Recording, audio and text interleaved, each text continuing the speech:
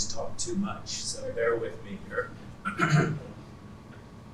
But anyway, great to be here with you. As Miles said, my name is Mike Murphy. I'm a registered nutritional therapist and health educator, and I'm the chief nutritionist for a company called Nutrable, and we provide nutrition support for employees in order to improve the health of the British workforce, which is probably fair to say is struggling a bit. Sickness absence is at a record high.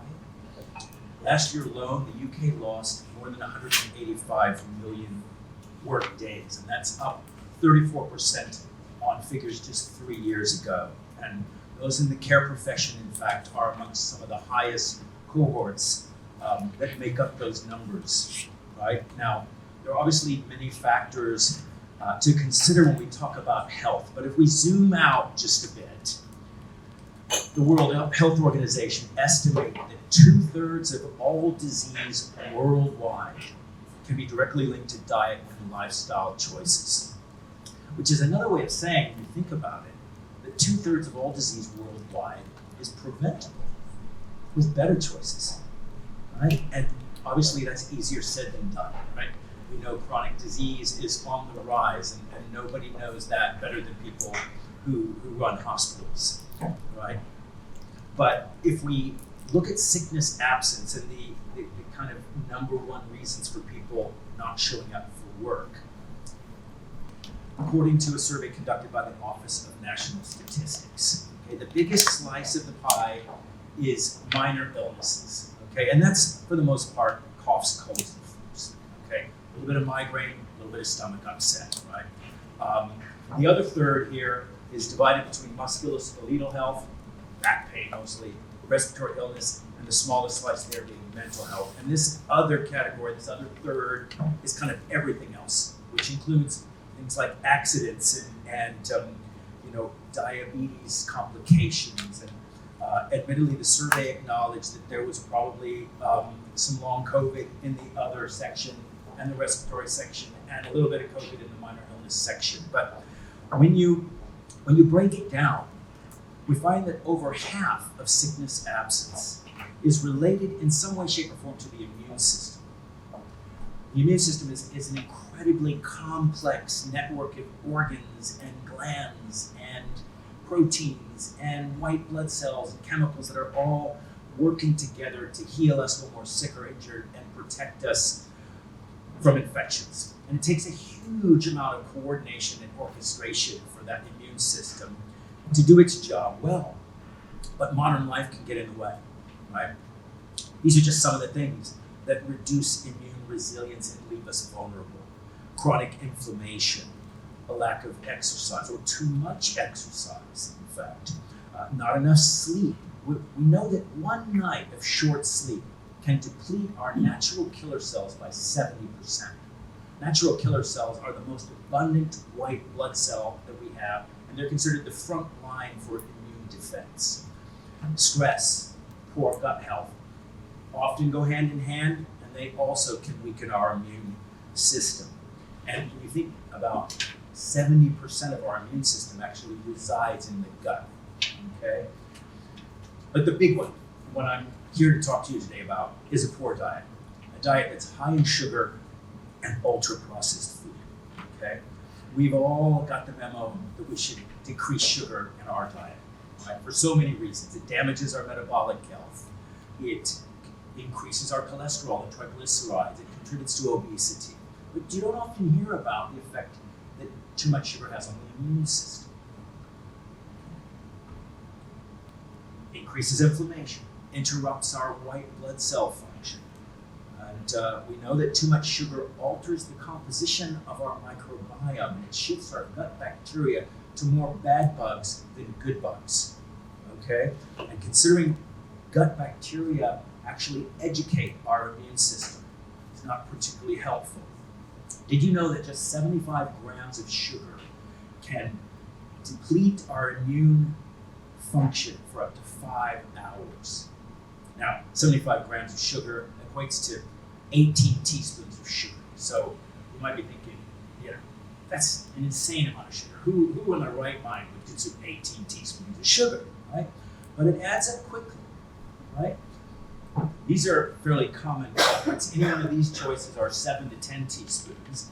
But what about our drinks? Vitamin-infused water that maybe sounds like a healthy thing to do. 8 teaspoons of sugar.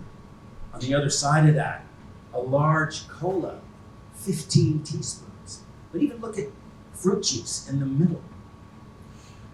A large glass of orange juice can raise our blood sugar level to the equivalent of 11 teaspoons of sugar.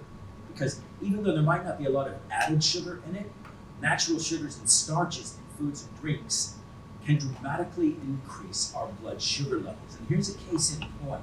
This is an infographic that was developed by Dr. David Unwin, who's a GP in the north of England, and he's had enormous success getting his diabetes patients off of their medications. And he does that by educating them on the glycemic index and how to control their blood sugar levels by making different food choices. Right? The glycemic load of this fairly common breakfast here, a bowl of cornflakes with milk, a slice of toast, a glass of juice, actually elevates the blood sugar to the equivalent of eating 21 teaspoons of sugar. It's a bit of a shock, right? So that's right there, starting your day with over 5 hours of immune suppression, okay? But of course, we don't really feel that in the body. What we might feel are some of these other symptoms, like irritability, anxiety. Maybe we get a little dizzy if we stand up too quickly, or if you're a menstruating female, maybe very painful or heavy periods, or maybe we get really tired after lunch, or maybe we put on some weight, especially around the midsection. These are all just some of the signs that our blood sugar might not be as balanced as it used to be, okay? Now, because blood sugar is our primary fuel, and it's so fundamental, not just to the immune system, but all aspects of health, it's really important for people to understand, I think, how this process works in the body, and by knowing what foods disrupt blood sugar balance and what foods support it, we can empower people to make better choices. Okay? So I'd like to take a minute and just take you through this process. Okay? When we eat, our blood sugar rises. And having sugar in the blood isn't necessarily a good thing. In fact, too much glucose is toxic. Okay? We actually want to get that glucose out of the blood and into the cells where it can be put to use to make energy. And to do that, we need a hormone called insulin, and this pointer doesn't work. But anyway, so we eat a meal, and our brain detects that, and it triggers the release of insulin. And our cells respond to that hormone, and they absorb the glucose, and our blood sugar comes down. We eat again, blood sugar goes up, we make a little bit more insulin, and you see this nice kind of ebb and flow, and that's perfectly normal, okay? But when we eat in a way that drives dramatic surges in our blood sugar, say a piece of cake, too many biscuits, too many sweets, maybe colas or fruit juice or anything made of wheat flour, for example, that drives that spikes our blood sugar and drives a corresponding surge in insulin. So you might think, well, what's the problem? As long as our blood sugar comes back down, we're good. The thing is, insulin is a long-lasting hormone.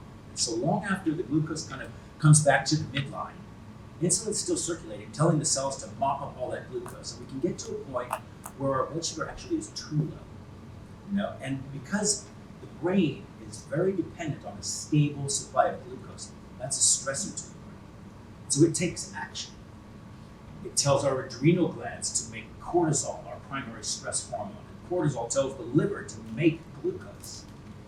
The brain also triggers hunger hormones that turn us all into maniacs looking for a Mars bar.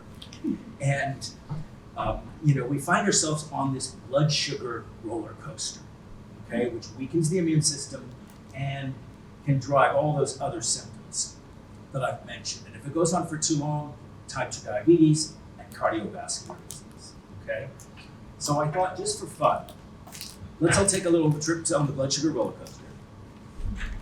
And during a typical workday, just kind of get a feel for what that might look like, okay? So you might start your day with a bowl of cereal, a slice of toast, a glass of juice, right? One of your 5 a day, after all. Boom, blood sugar spikes, okay? What goes up must come down, so mid-morning, not surprising, you're a bit peckish. So if you have a cup of coffee or tea, and maybe you want to do something healthy, so you grab a granola bar. Unfortunately, most commercial granola bars, if you look at the ingredients, number 2, right after oats, glucose syrup, right? So, boom, another spike. Lunch comes around, we grab a sandwich. Might surprise you to know that a single slice of bread, white or brown, has the blood sugar equivalence of 3.5 teaspoons of sugar. 2 slices of bread, that's 7 teaspoons of sugar. Now, wash it down with a glass of juice or a Coke, boom, another 11 plus teaspoons of sugar, right? Now, so, many of you might not eat like this. It's fairly beige, but, you'd be surprised. Whenever I show this slide, there's always quite a few people who say, gosh, that's a pretty typical day, right? So what do we do about it? Well, one of the easiest ways to keep a balanced blood sugar is to eat in a way that puts a low glycemic load on the body, okay? The glycemic load refers to the effect that a serving of a given food has on our blood sugar levels, okay? It's often referred to as the low GL diet, okay? And here we want to lean on protein at meal times. Protein has a much lower effect on blood sugar than carbs do. And protein and healthy fats also promote satiety. So you feel fuller for longer, and they reduce cravings. And you end up eating less throughout the day, in fact. As for carbs, the key is fiber, okay? When we strip fiber out of carbs, carbs have a tendency to spike our blood sugar. Okay, so we want to focus on what we call slow-releasing carbs. Okay, vegetables, plenty of fiber. Beans and pulses are loaded with fiber, and also vitamins and minerals. And they're also a good protein source. We, of course, want to minimize processed food, which is stripped of fiber and stripped of vitamins and minerals that the immune system needs to actually function, and almost always has a high glycemic load. And lastly, fruit is meant for eating, not drinking. Nature has a way of wrapping up sugar in a whole bunch of fiber, so we can't get at too much of it too quickly. Okay, so to put this into practice, what does deboarding the roller coaster look like? Well, a high protein breakfast, maybe like scrambled eggs, for example. Or if you're a porridge kind of person, that's fine. That's a carb, but we want to add protein to it. So perhaps a large dollop of full-fat Greek yogurt, or maybe a handful of nuts and seeds.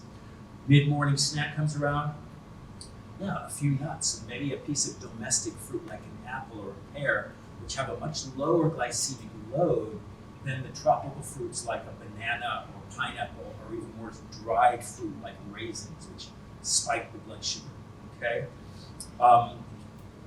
For lunch, this is where we want to try and get some nutrients in, maybe lean towards a colorful salad with a piece of protein, like a piece of chicken or fish, or, if you're a vegetarian or vegan, maybe, some chickpeas or kidney beans, right? And some healthy fats if we can, say half an avocado or some extra virgin olive oil, right? And as an afternoon snack, perhaps some carrot sticks with a scoop of hummus or peanut butter for protein, or maybe some cottage cheese, okay? But I find that when their main meals are balanced and lean towards more protein and healthy fats, they're disinterested in anything to do with food between meals. They just don't think about it. So they're far less likely to want a snack, and they're much more able to resist those sweet office snacks that we find everywhere, okay? So, enemy number 2 of the immune system is ultra-processed food. This is a category of food that we can't make in our kitchens. It comes out of a factory, and it's designed by food scientists to be edible, convenient, very profitable, and hyper palatable. Okay? And okay, it includes some pretty unhealthy stuff. And if you read the ingredient lists, they're usually very long, and most of the ingredients don't resemble anything to do with food. Okay? But what about the stuff that's not in ultra-processed food? The immune system needs a lot of nutrition to function at full capacity. You won't find much of these immune-supporting nutrients in ultra-processed food. Ultra-processed food is what we call energy-dense food. No shortage of calories, but it's micronutrient poor. And I always consider, eating is a zero-sum game.